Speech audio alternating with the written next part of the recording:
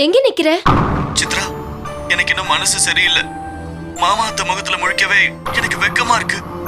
பாபு, தேவையில்லாம கவலைப்படாத. உன்னை யாரும் தப்பா நினைக்க மாட்டாங்க. இப்பதான் அம்மா கிட்ட நடந்தத பத்தி பேசிக்கிட்டு இருந்த. அம்மா கூட ரொம்ப வருத்தப்பட்டாங்க. நீ இப்போ வந்துகிட்டா இருக்க? இல்ல சித்ரா, நான் இன்னைக்கு வரல, ப்ளீஸ். என்னவோ பாபு, நீ தனியா இருந்தா மனசுக்கு கஷ்டமா இருக்குன்னு தான் நான் உன்னை இங்க வர சொன்னேன். பரவாயில்ல சித்ரா, இன்னும் கொஞ்ச நேரத்துல வைரஸ் அங்கிள் வீட்டுக்கு வந்துருவாரு. சரி பாபு, டேக் கேர். பை. பாய் சித்ரா. பாத்தியா சித்ரா, பாபு ஏதோ பிளானோட தான் இங்க வர இருந்திருக்கான். நான் இருக்கேன்னு தெரிஞ்ச உடனே நழுவிட்டான். இப்ப புரியுதா உனக்கு? ஐயோ அம்மா, அவனுக்கு நீங்களும் அப்பாவும் இருக்கீங்களா இல்லன்னு தெரியாது. ஆனா அவ யாரோட முகத்திலயும் முழுக்க கஷ்டமா இருக்குன்னு தான் வரல. வேற ஒண்ணும் இல்ல. சித்ரா, குத்தமுள்ள நெஞ்சுதான் குறுகுறு கொன்னுவாங்க. நான் நினைச்சது சரிதான். அம்மா, உங்ககிட்ட பேசி என்னோட தொண்டை தான் வறண்டு போச்சு. விடுங்கம்மா பாபுவோட கதைய. நான் போய் சாப்பிடுறேன்.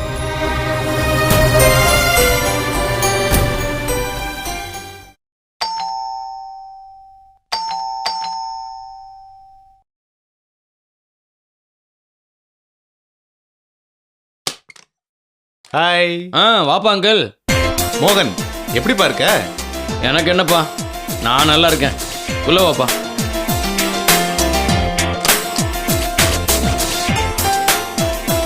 ஹலோ பிரவீன். Hi uncle. அப்புறம் எப்படிப்பா உன்னோட சிங்கப்பூர் ஹாலிடேஸ்லாம் எப்படி போச்சு? வீட்டில் எல்லாரும் என்ஜாய் பண்ணாங்களா? நல்லா என்ஜாய் பண்ணாங்க. ஆனால் என் மூத்த பையன் பிரவீன் தான் மூச்சுக்கு மூச்சு சிங்கப்பூர் சிங்கப்பூர்னு அறுத்துக்கிட்டே இருக்கான். ஓ அப்படியா? பையங்க கொஞ்சம் எக்ஸைட்மெண்ட்டாக தான் இருப்பாங்க. அப்புறம் கொஞ்ச நாளில் அதை பற்றி பேசுகிறத மறந்துடுவாங்க.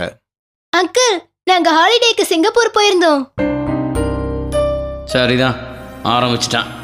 அப்படியாப்பா, ரொம்ப சந்தோஷம். அப்போ உனக்கு சிங்கப்பூர் ரொம்ப பிடிக்குங்கிற? நம்ம ஊரெல்லாம் ஒரு ஊரா? நீங்க சிங்கப்பூருக்கு போய் பார்க்கணும். அடடடடடா, சூப்பரா இருக்கு. பிரவீன், நீ கொஞ்சம் பேசாம இரு, நான் அங்கிள் கூட பேசணும். அப்புறம் அங்கிள், ஏதாவது விசேஷம்? பெருசா ஒன்றும் இல்லை. உன்னை பார்த்து ரொம்ப நாள் ஆச்சு. அப்புறம் லண்டனில் அன்னைக்கு ரொம்ப சனி டேயாக இருந்துச்சு. அப்படியே உங்ககிட்ட பேசிட்டு போகலான்னு தான் வந்தேன். அங்கிள், இது என்ன பெரிய சன்னி டே? நீங்க சிங்கப்பூர் வெதரை பார்க்கணும். அப்படியாப்பா?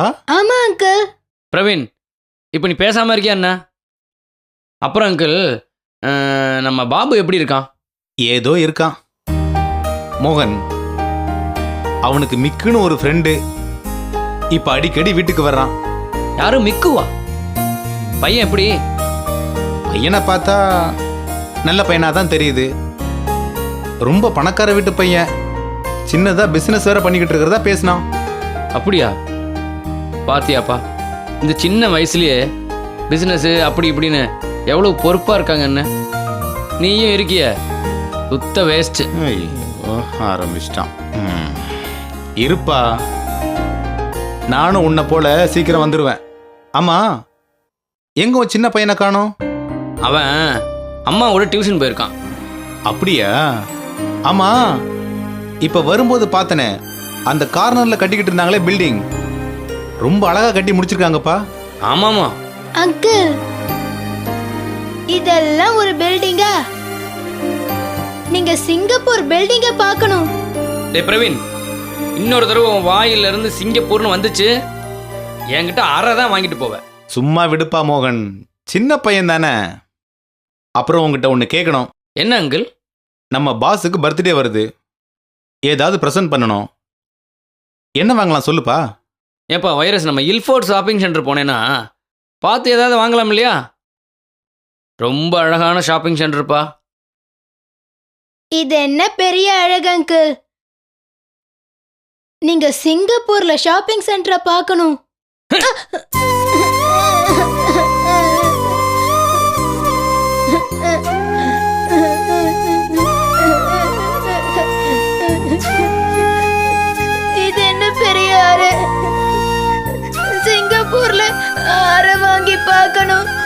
போடா உள்ள.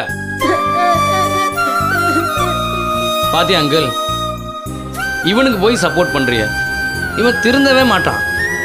சரி விடுப்பா. இந்த ஊர்ல இருந்துகிட்டு பையங்க மேல கைய வைக்கிற, நீ தான் அப்புறம் ஒம்பளை மாட்டிக்க போற. என்ன பண்ணிடுவாங்க என்ன? சொல்லுவ. ஏதோ உன் பையன் பிரவீன்கிறதுனால சொல்ற. அவன் உன் மேல உயிரே வச்சிருக்கான். இதே வேற ஒரு ஃபேமிலியா இருந்தா அப்பா நினைச்சு பார்க்கவே முடியல. என்ன அங்கிள், உன் பேச்ச பார்த்தா இந்த ஊர்லயே பிள்ளைகளை பெத்து வளர்த்த மாதிரி இல்ல பேசுற. அப்படியெல்லாம் ஒன்றும் இல்லை மோகன். எல்லாம் இந்த ஊர் டிவி பேப்பர்ல கிடைச்ச அனுபவம் தான். ஓ, அந்த பயத்துல தான் உன் பசங்களை ஊர்லயே விட்டு படிக்க வச்சுக்கிட்டு இருக்காக்கும். சேச்சே, அப்படிலாம் ஒன்றும் இல்லை. மூஞ்சூறு தான் நுழைய வழியே காணும். அப்புறம் எதையோ தூக்கிக்கிட்டு நுழைய பார்த்துச்சாங்கிற கதையை இடக்கூடாதுல்ல, அதான் சொன்னேன். சரி அங்கிள், ஏதாவது ஜூஸ் குடிக்கிறியா? வேணாம் மோகன், நாம வழக்கம் போல ஈவினிங் சந்திக்கலாம். நான் புறப்படுறேன். பாவம் பிரவீன், நீ அவனை போய் கவனிப்பா. சரி அங்கிள், நீ புறப்படு. சரிப்பா.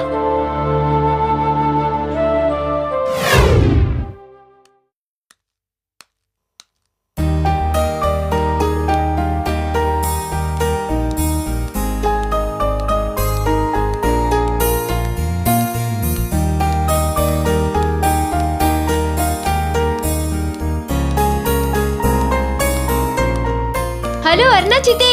வாமா சித்ரா. என்ன சித்தி, பார்த்து ரொம்ப நாள் ஆச்சு. ஆமா சித்ரா, நான் தான் ரொம்ப பிஸி ஆயிட்டேன். உங்க சித்தப்பா பிசினஸ் தொடங்கினாரு, நான் தான் நாயா அலையிறேன். ஏன் சித்தி, யாரையாவது ஹெல்ப்புக்கு எம்ப்ளாய் பண்ணலையா? இல்ல சித்ரா, நாம எதிர்பார்த்த மாதிரி பிசினஸ் இல்ல, ரொம்ப கஷ்டமா இருக்கு. அதுக்குள்ளார இன்னொருத்தருக்கு சம்பளம் கொடுக்கணும்னா முடியாது இல்லம்மா, அதான் யாரையும் வைக்கல.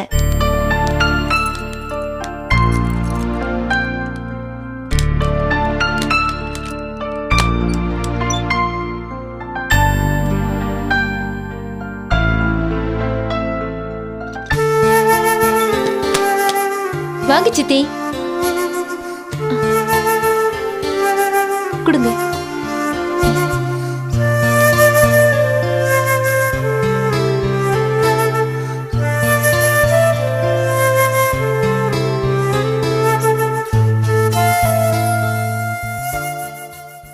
ஆமா, என்ன வீட்ல யாரையும் காணோம்? அப்பாவும் அம்மாவும் ஷாப்பிங் போயிருக்காங்க. நான் என் ஃப்ரெண்டை பார்த்துட்டு வந்துட்டு இருந்தேன். உட்காருங்க சித்தி.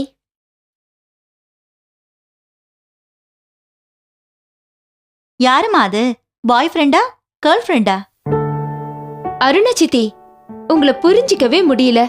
நீங்க தமாஷுக்கு கேக்குறீங்களா இல்ல நிஜமாவே கேக்குறீங்களா?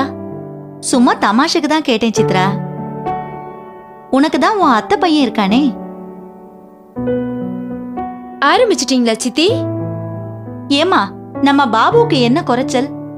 என்னைக்கா இருந்தாலும் நீ கல்யாணம் ஆகித்தான் போக போற. பாபுக்கு உன் மேல கொள்ள ஆசை, அப்புறம் என்ன சித்ரா தயக்கம்? ஏன் சித்தி, பாபு உங்ககிட்ட அப்படியெல்லாம் பேசினானா?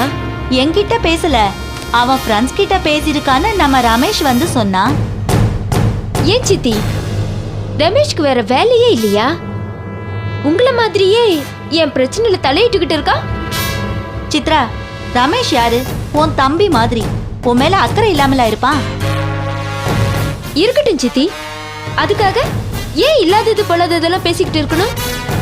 ஏமா, அப்போ ரமேஷ் பொய் பேசுறாங்கறியா? அப்படின்னு நேரா சொல்ல எனக்கு மனசு வரல.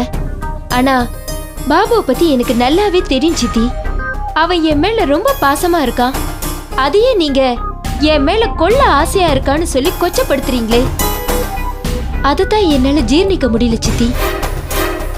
சித்ரா, நீ உங்க அப்பா குடும்பத்தை ரொம்ப வசதியாவே நினைச்சு பேசிட்டு இருக்க. அதோட விளைவுகளை ஒரு நாள் அனுபவிச்சே தீருவ. என்ன சித்தி, மிரட்டுறீங்களா? என்னோட அம்மா குடும்பத்தை சேர்ந்தவங்களை விட அப்பா குடும்பத்தை சேர்ந்தவங்கள நான் நிச்சயமா மதிச்சு நடப்பேன். ஏன்னா அவங்க சொல்றத செய்வாங்க, செய்யறத சொல்லுவாங்க. ஆனா நீங்க ஆரம்பத்துல சொல்ல வந்தது ஒண்ணு, இப்போ சொல்லிக்கிட்டு இருக்கிறதோ வேற ஒண்ணு. ஏன் சித்தி இப்படி எல்லாம் பேசி எல்லாரையும் அப்செட் ஆக்குறீங்க? ஏன் சித்ரா, நீ பேசி முடிச்சிட்டியா இல்ல இன்னும் பேசணுமா? நான் பேசவே ஆரம்பிக்கல சித்தி. உங்க வயசுக்கு எப்பவும் நான் மரியாதை கொடுத்துதான் பேசுவேன். அப்படிதான் என்னை எங்க அப்பா வளர்த்திருக்காரு. இதுவே வேற ஒருத்தரா இருந்தா உங்க மானத்தையே போக வச்சிருப்பாங்க. சித்ரா, அப்படிலாம் பேசாத. நான் உன் நன்மைக்காக தான் சொல்றேன். இல்லைன்னா உங்க வீட்ல இருந்து இன்னும் உன் கூட பேசிட்டு இருப்பேனா சொல்லு? ப்ளீஸ் சித்தி, எனக்கு எல்லாருமே வேணும்னு தான் இருக்கேன். ஏன் சித்தி நீங்க மட்டும் எனக்கு பிடிக்காததையே பேசி பேசி உங்க தரத்தை நீங்களே குறைச்சுக்கிறீங்க? வெறும் வெட்டி பேச்சிலேயே உங்க காலத்தை வீணாக்குறீங்களே. நீங்க திருந்தவே மாட்டீங்களா? சித்ரா, பெரியவங்க சொல்ற அட்வைஸ் எல்லாம் உனக்கு இப்ப வெறும் வெட்டி பேச்சாதான் இருக்கும். போக போக எது உண்மை எது பொய்ங்கிறது உனக்கு புரியும். ஏன்னா உன் வயசு அப்படி. சித்தி, உங்க பேச்சுல ஒரு அர்த்தமுமே தெரியல. ஓகே, பாபு என் மேல கொல்ல ஆசையா இருக்கான்னு எல்லார்கிட்டயும் சொல்லியிருக்கான்னு சொன்னீங்க. ஏன் என்கிட்டயே அவன் பல தடவை சித்ரா நீனா எனக்கு ரொம்ப இஷ்டம்னு சொல்லியிருக்கான். ஏன்னா அவ அவ்வளவு வெகுளி சித்தி. அத போய் நீங்க ஏன் தப்பா எடுத்துக்கணும்? ஏமா, உங்க அம்மாவுக்கு பாபுனாலே அலர்ஜி. அவ மட்டும் இவன் இப்படியெல்லாம் பேசுறான்னு கேள்விப்பட்டிருந்தான்னா 5 நிமிஷத்திலேயே அவனை ஊருக்கு டிபோர்ட் பண்ண வச்சிருப்பா. உனக்கு தெரியாதா என்ன? ஓஹோ, இப்ப எனக்கு எல்லாமே புரியுது. போன தடவை வந்தப்போ அம்மா கிட்ட பாபுவை பத்தி ஏதோ ரகசியம் சொன்னீங்க. பாபு வீட்டை விட்டு போக வேண்டியதாயிடுச்சு. இந்த தடவை அம்மா மட்டும் வீட்ல இருந்திருந்தாங்கன்னா நீங்க ரகசியம் பேசி நிச்சயம் பாபுவை நாட்டை விட்டே போக வச்சிருப்பீங்க. கரெக்டா நான் சொல்றது? இம்புட்டு சைஸ்ல இருந்துட்டு அப்படியே என் திட்டத்தை புரிஞ்சுக்கிட்டாளே. இனியும் அக்கா கிட்ட இதை பத்தி பேசினா என்னோட சாயம்தான் வெளுத்துடும். எதுக்கும் நாம ஜாக்கிரதையா ஒதுங்கி போறதுதான் நல்லது. என்ன சித்தி பேய் எறிஞ்சாப்புல இருக்கீங்க? ஒன்னும் இல்ல சித்ரா. ஆமா, நீயும் ஏதோ பேசிக்கிட்டு இருந்த, என் காதுல சரியா விழல. பரவாயில்ல, கேட்காம இருந்ததாவே போகட்டும். ஏன்னா பதில் சொல்ல வேண்டியிருக்கும் பாருங்க. சித்ரா, நான் மறந்தே போயிட்டேன். உங்க அம்மா வந்தா சொல்லு, நான் மிக்ஸி கேட்டு வாங்கிட்டு போகதா வந்தேன்னு. ஓகே சித்தி, நான் சொல்லிடுறேன். ஆமா, டீ காஃபி ஏதாவது சாப்பிடுறீங்களா? இல்ல சித்ரா, நான் போயிட்டு வரேன். நான் பேசுனது எதையும் நீ மனசுல வச்சுக்காதம்மா. ஓகே சித்தி, பாய்.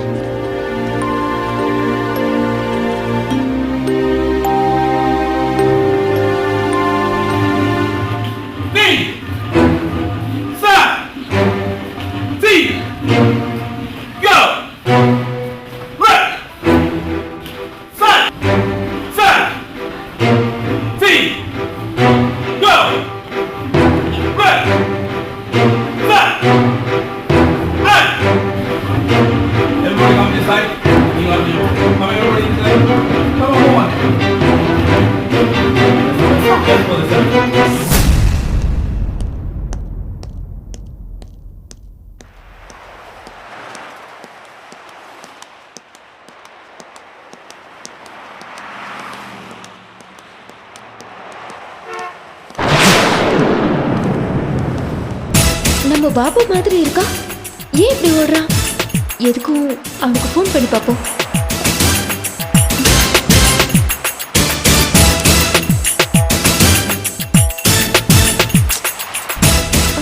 ஏன் ஆன்சர் பண்ண மாட்டேங்கிறான்?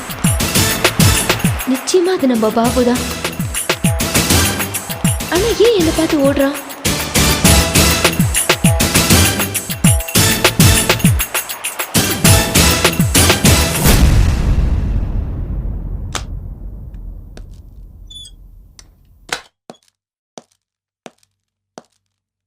வணக்கம் வணக்கம் வந்தனம். என்னாச்சு இந்த மகேஷுக்கு? ஒரு மாதிரியா பிஹேவ் பண்றான். என்ன மகேஷ் திடீர்னு எங்கேயோ ஏதோ நுழைஞ்ச மாதிரி? ஏன் ராகுலன், ஓப்பனாவே நாயின்னு கூப்பிடுங்களேன். நான் ஒன்றும் பெருசா இதுக்கெல்லாம் ஃபீல் பண்ண போறதில்ல. ஏன்னா அதுக்கு மேலேயே நமக்குள்ள பிரச்சனை வந்துருச்சு. என்ன மகேஷ் பேசுறீங்க? அப்படி என்ன பிரச்சனை? எதுவா இருந்தாலும் பேசினா தானே புரியும். ம், பேச வேண்டிய காலம் வந்துருச்சுன்னு தான் இப்போ உங்ககிட்ட வந்திருக்கேன். உங்களுக்கு மதனை தெரிஞ்சிருக்கும்னு நினைக்கிறேன். எந்த மதனை பத்தி பேசுறீங்க? அதான் உங்க அன்பு மைத்துனன் மதன் தான், வேற யாரும் இல்ல. ஏன் மதனுக்கு இப்ப என்ன? அவன் உங்களுக்கு எப்படி தெரியும் மகேஷ்? அப்படி கேளுங்க ராகுலன். ஏதோ உங்க மைத்துனனுங்கிறதுனால தான் என்கிட்ட இருந்து அவன் தப்பிச்சான். இல்லைன்னா இல்லன்னா ஒரு காலோ கையோ இல்லாம வீடு போய் சேர்ந்திருப்பான் மிஸ்டர் ராகுலன். மகேஷ் கொஞ்சம் டீசெண்டா பேசுனீங்கன்னா நல்லா இருக்கும். ஆனா மதன் டீசெண்டா நடந்துக்கலையே. ஒரு பொண்ணு கூட தெருவுல இப்படியா சுத்துவான்? யாரு மகேஷ் அந்த பொண்ணு? வேற யாரும் இல்ல, என் வைஃப் மீராவோட சிஸ்டர் ஸ்ருதி தான். ஸ்ருதியை லவ் பண்றேன்னு என்கிட்டயே வந்து சொல்றான் உங்க அருமை மைத்துனன். மகேஷ் இது ஸ்ருதி மதனோட பிரச்சனை. இதுல நாம தலையிட வேணாமேன்னு பாக்குறேன். லவ் பண்ணினாங்கன்னா பண்ணிட்டு போகட்டுமே. மிஸ்டர் ராகுலன், இதை கேட்டுட்டு போறதுக்கு நான் வரல. ஏன்னா ஸ்ருதிக்கு அவன் மேல இஷ்டம் இல்ல, கொஞ்சம் கூட இல்ல. அப்படின்னு உங்ககிட்ட ஸ்ருதி சொன்னாளா? ஏன் அவளுக்கு இஷ்டம்னு உங்ககிட்ட சொன்னாளா? எங்க ஸ்ருதி ஒன்றும் மதனை காதலிக்கல. அவ ஒன்றும் இந்த காதல் கத்திரிக்கான்னு டைமை வேஸ்ட் பண்ற பொண்ணு கிடையாது. மகேஷ் அதே மாதிரி நம்ம மதன் ஒன்றும் மற்றவங்கள மாதிரி பொண்ணுங்க பின்னாடி அலையிறவன் கிடையாது. ஓ, அதான் நடுத்தெருவில் ஸ்ருதியை நிக்க வச்சுக்கிட்டு பேசிட்டு இருந்தானாக்கும். கேட்டா என்கிட்டயே மோத வரான். சரி மகேஷ், நடந்தது நடந்து போச்சு. நீங்க இந்த விஷயத்த என்கிட்ட விட்டுடுங்க. முதல்ல நான் மதன் கிட்ட இதை பத்தி பேசிடுறேன். பேசுறது மட்டும் இல்ல ராகுலன், மதன் இனிமே ஸ்ருதி பக்கமே வரக்கூடாது. அத முதல்ல சொல்லி வைங்க. மகேஷ், ஸ்ருதியும் மதனும் ஒருவேளை லவ்வர்ஸா இருக்கலாம், இருந்துட்டு போகட்டுமே. No, never. மதன் யாரு? கேவலம் ஒரு மெக்கானிக். ஒரு மெக்கானிக் எங்க குடும்பத்துல மாப்பிள்ளையா வர முடியாது. ஏன் மகேஷ், அப்படி என்ன ராஜ குடும்பம் உங்களுடையது? ஆமா ராகுலன், ராஜ குடும்பமே தான். ஏன்னா எங்க குடும்பத்துல எல்லாருமே படிச்சவங்க, டீசென்டான வேலையிலையும் இருக்கிறவங்க தான். ஆமா ஆமா, உன்னை பார்த்தாலே தெரியுதே நீ வேலையில என்ன பண்ணிக்கிட்டு இருக்கேன்னு. ரொம்ப உத்தமம் தான் நீ. ஓஹோ அப்படியா? ஆமா, அப்படி ஒரு ஃபேமிலியில ஒரு மெக்கானிக் மாப்பிள்ளையா வர்றத நான் ஒரு நாளும் விட மாட்டேன். மகேஷ், அதை கேட்க நீங்க யாரு? ஏன் அந்த பொண்ணுக்கு அப்பா அம்மா இல்லையா? இருக்கலாம், ஆனா நான் அந்த வீட்டில் மூத்த மாப்பிள்ளை. என்ன மீறி யாருமே ஒன்றும் பண்ண முடியாது.